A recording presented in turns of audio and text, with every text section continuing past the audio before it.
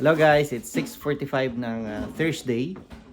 At yan, tataka siguro kayo bakit kami nakabihis ni Kuya. At kami lang. At kami lang kasi sila ay mahiga-higa lang. Ay si Johan, lalaro. Ay si Lola ba.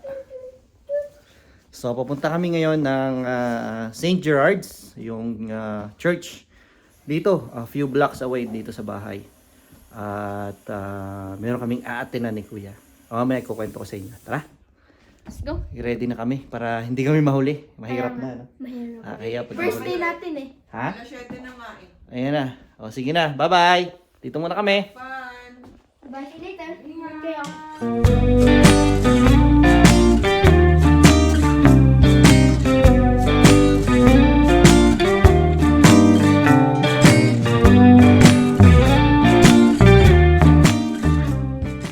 Yan. Dilim. Nagkokotse kami pero ilan lang minutes yun siguro mga 3 minutes to 5 minutes drive lang yan. Oo. Dami mas madami ko lang Yan. Okay. Dilim. Yan. So, yun. Nabangan din tayo sa kotse. Kukwento ko lang sa inyo. So, actually itong si Jayron, sama ka sa video na. Hi. Yeah. Ang itim ko. Itong si Jayron kasi ay may request sa akin noon pa. Gusto niya kasing maging active dito sa church na malapit sa amin. So ako naman medyo busy. Tsaka isa pang dahilan, nahihiya talaga ako kasi mahihiyain talaga ako guys sa toong buhay. Wow! Nung una sabi niya gusto niya maging altar server. Yung sakristan ba? Kaso ngayon nagbago na. Gusto na raw niya maging choir. At ang gusto niya ay kami pareho yung sasali. So last Saturday nung nag-church kami, kasi ang pagsimba namin minsan Saturday, minsan Sunday o paiba-iba. So last Saturday nakakausap ko yung Pinoy na choir member din doon dito sa St. Gerard's. Naging choir ako at natanong ko kung tumatanggap pa ba silang member, kung ano pa ba, kung tatanggapin ba kami or kung naghahanap sila. And then sabi nila looking naman daw talaga sila lagi. So yun, ang problema guys, may tatlong masses kasi dito every weekend. Merong Saturday 5 PM mass, Sunday 9 AM at saka 11 AM. So kami usually talaga Usually talaga nagsisimba kami is Sunday 11 AM kasi yung 9 AM medyo masyadong maaga para sa amin. Medyo hindi namin kaya.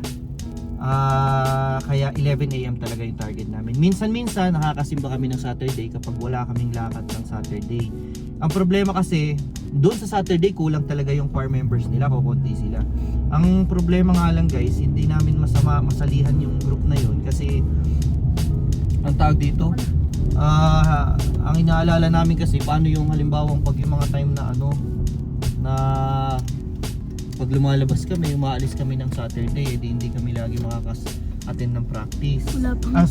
Hindi kami makaka-attend, di ba? Lagi sa mass. So, ang inano namin is doon kaya tayo sa kabila no? Doon na lang sa malapit sa exit. Kaya ang napili namin na join na group or team is yung Sunday 11 AM mass kasi doon mas malaki yung chance talaga na laging nasa bahay lang kami. Hindi kasi kami usually naglalabas ng Sunday dahil Sunday ng gabi pumapasok na rin ako sa work. So yun yung napili namin na schedule na team na sasalihan, which is okay din naman. Pero yung team na yon, yung Sunday 11 AM, yun yung pinakamarami ang choir members. At saka yung pinaka-leader ng choir, hindi pa rin namin nami-meet. Yon sa Sunday 11 AM mas din siya naka-assign. Ngayon, ito nga lang. Ang Sunday 11 AM mas, ang practice niya is every Thursday. 7 PM. 7 PM. Minsan maabot daw ng 9 PM. So, yun nga lang. Pero okay lang naman kasi ang pasok ko naman diba gabi-gabi is 11 PM pa. So may time pa naman ako mag-prepare pag uwi sa bahay, kumain tapos diretso sa trabaho. Pero at least ang ano ko dito is matutupad ko na yung request nitong batang to. 'Di ba? Yun na lang yung request, bakit hindi pa natin ibibigay. Napakagandang ano na nga pinagpe-pray ko din naman lagi na sana gawin kaming instrument ni God, ganito ganyan, 'di ba? And ito na yung siguro yung isang way na kahit paano yung talent na meron kami o yung kung talent man na ano matatawag, no? Yung mahilig kaming kumanta at marunong kaming kumanta magamit namin sa church, no? So, kung naging choir member na ba ako dati? Oo, pero hindi sa church. Choir member ako dati nung high school kami. Nung high school pa lang ako, meron kaming Himig Kalikasan na choir noon sa high school namin. Pero sa church hindi ako naging Active. Oo. Pero nung bata ako, nung kay dad mo ako, nung elementary ako, active pa ako sa church noon kasi nung panahon na nag first communion, kumpil, active kami sa simbahan noon eh. Kaso yun, nahinto. And then lumipat kami ng lugar. So yun. Ngayon ay magsi-7 na. At nag-aantay kami dito sa labas ng St. Gerard's na magdatingan yung mga member. Buksan ko nga muna yung akin, parang malamig. Kaya Na dumating yung mga member para maka-join kami. Medyo ako, sabi ko ya, parang kinakabahan ako na nahihiya kasi yun, panibagong mga makikilala, panibagong mga magiging kaibigan. Ito si Jeron excited. Because that's a good thing. Oo, siya excited talaga siya. Tsaka kasi kaya excited to, merong choir member doon na kaibigan niya sa school, sa St. Augustine. Yung ate-ate niya doon, si Alexa. So yun, magkakasama na sila ngayon sa choir. Dati na talaga namin tong naisip, kaso ang pumipigil lang talaga sa akin o ang problema is yung ayoko naman na magjo-join ako tapos eto pag Sunday or kapag mas na sasabihin ko hindi ako makakasama kasi may ganito, may ganyan. Di ba? Nakakahiya naman din. Pero yun nga, ngayon paninindigan na namin every Sunday. Maganda rin yun kasi kami, kahit sa totoo lang, hindi naman kami din regularly like every Sunday nakakasimba. But ngayon siguro na choir member kami ni Jeron, talagang obligado kami na mag-attend ng mas mapapaganda rin kasi mas ano talaga lalo kami na mag-church every Sunday, at least maging regular man lang na makapag-church kami every Sunday kasi napakagandang moment, napakagandang bonding din naming pamilya. Ayun na, may mga dumadating na kuya, no? Pwede na tayo pumunta. So, kinakabahan na ako. Kinakabahan na ako, ayun na. Ako pupunta ako straight kay ate. Meron pang isang challenge, guys. Yung in-explain niya sa akin ni Aaron, no, yung mabait na church choir member nila last Saturday, na yung mga songs nila, sabi ko kasi medyo hindi ako familiar. Hindi ko memorize, hindi ako familiar. Sabi niya, kasi yung songs daw nila is galing sa parang US. So US based yung pinagkukunan ng mga songs na kinakanta sa mass. So siguro naman eventually pag narinig natin at na-practice na natin, matututunan na rin natin. Sa una, melody lang muna kami. And then siguro ang gawin natin kuya is kuhanin natin yung mga title and then try din natin search sa YouTube. Tapos tingnan natin kung same ba yung areglo nung kanila tsaka yung sa YouTube din. Kasi diba sabi ni Aaron daw mayroon din daw sa YouTube yun. Oo.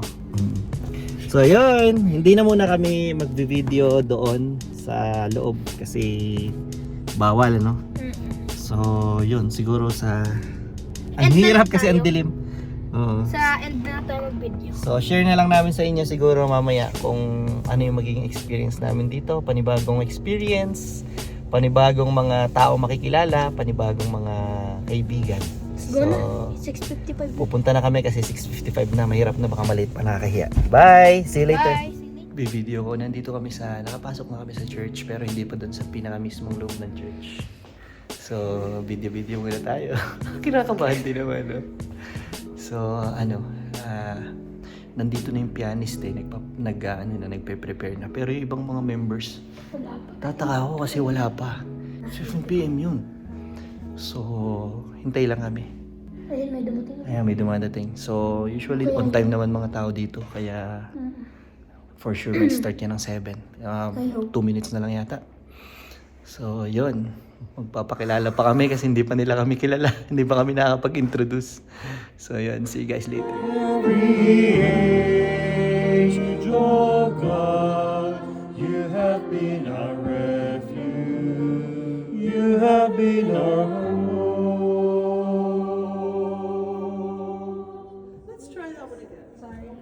Oh, yeah. Oh, yeah. That's the third one. Oh. Oh. It was sounding so good.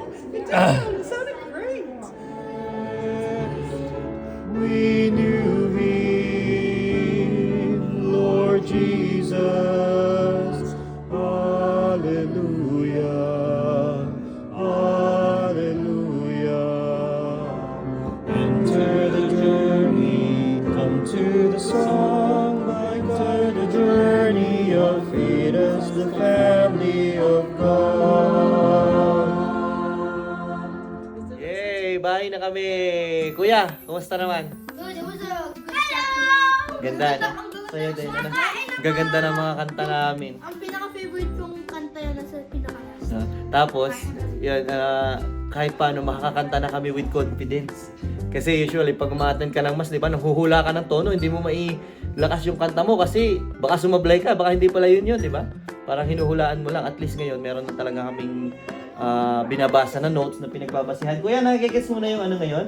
Yung nota? Yes! Ready na kami for Sunday! Ako nalaman, ako pala, ay male soprano. Oh, male soprano pala Ikaw, yun. tenor. Ako nasa tenor pa ako. Low tenor. Yes! So, yun. May na-achieve kaming bago. He